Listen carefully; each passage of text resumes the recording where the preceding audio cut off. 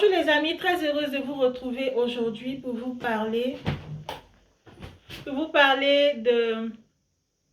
d'informatique quantique. Je vais vous parler un peu d'armement parce que je me suis intéressée ces derniers temps à l'industrie des semi-conducteurs, qui est une industrie d'avenir.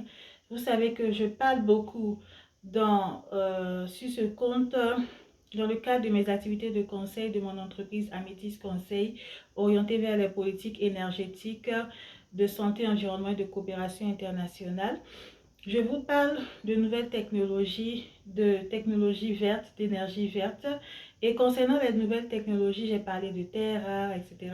Récemment, je me suis intéressée aux semi-conducteurs, les puces qui sont indispensables à de nombreuses industries, notamment celle de l'électronique, celle de l'automobile, mais aussi celle de la défense.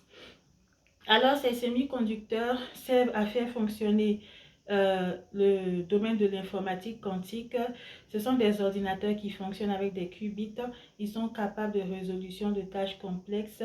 Ils peuvent résoudre plusieurs problèmes à la fois, contrairement aux ordinateurs classiques.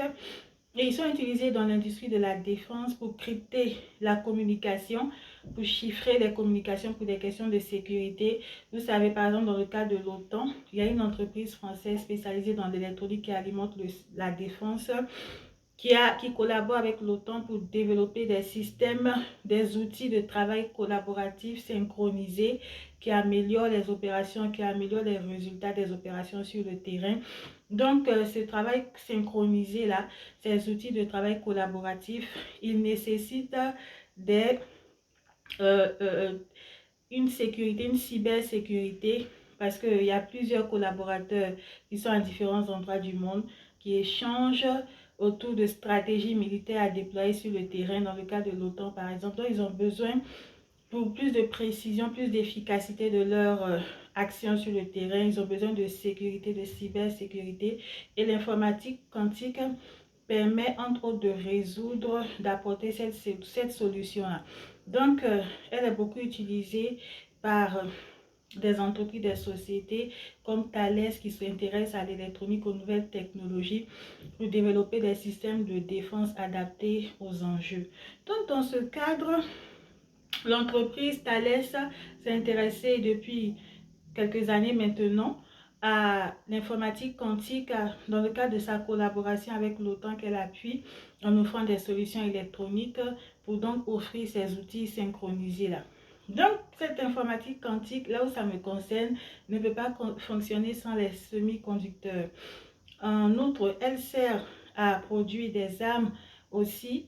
L'informatique quantique, comme au Royaume-Uni, les Britanniques ont développé une horloge quantique ultra précise. Donc, c'est une technologie qui va améliorer les opérations sur le terrain parce que c'est en termes de gestion du temps, ça va permettre plus d'efficacité. Donc, en plus de la cybersécurité.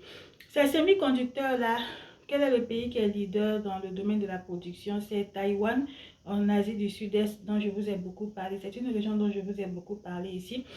Et donc, c'est Taïwan qui est leader. Il y a d'autres pays aussi, Singapour aussi s'intéresse, mais c'est Taïwan qui est leader de la production de semi-conducteurs dans le monde. Il travaille avec les États-Unis, avec la société Intel. Ils sont même en train de coopérer pour travailler à partir des États-Unis.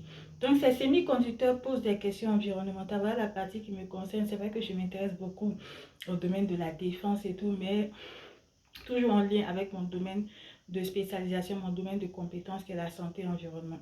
Donc, ces semi-conducteurs, leur production entraîne la consommation de beaucoup d'eau.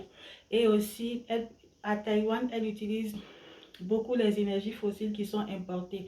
Parce que l'île ne produit pas d'énergie fossile. Donc, ces énergies fossiles qui sont utilisées par les usines de fabrication de semi-conducteurs sont souvent importées. Et il y a des conséquences sur l'environnement en termes de changement climatique. Donc, dans le cadre de mes activités de conseil, je me suis intéressée à la manière dont ils peuvent produire en circuit fermé, par exemple en revalorisant le CO2, parce que cette industrie émet beaucoup de CO2. En revalorisant le CO2 issu de cette production, de ces usines, dans d'autres secteurs, ça peut être le secteur agroalimentaire, ça peut être le secteur pharmaceutique, ça peut être le secteur de la fabrication des e-fuels. Et aussi, ils peuvent alimenter ces usines en énergie en utilisant les énergies vertes. Comme énergie verte, je peux citer par exemple l'énergie solaire. Aux États-Unis, en Arizona, il y a une usine de fabrication de semi-conducteurs qui s'appelle Fujifilm, qui utilise l'énergie solaire pour produire ses semi-conducteurs tout en réduisant aussi sa consommation d'eau. Voilà, je me suis intéressée, je vais beaucoup vous parler de l'industrie des semi-conducteurs dans mes prochaines vidéos parce que c'est un secteur qui est indispensable aussi bien pour la défense que pour les secteurs que j'ai cités et parce que son fonctionnement questionne de nombreux enjeux environnementaux qui impactent la santé. Merci.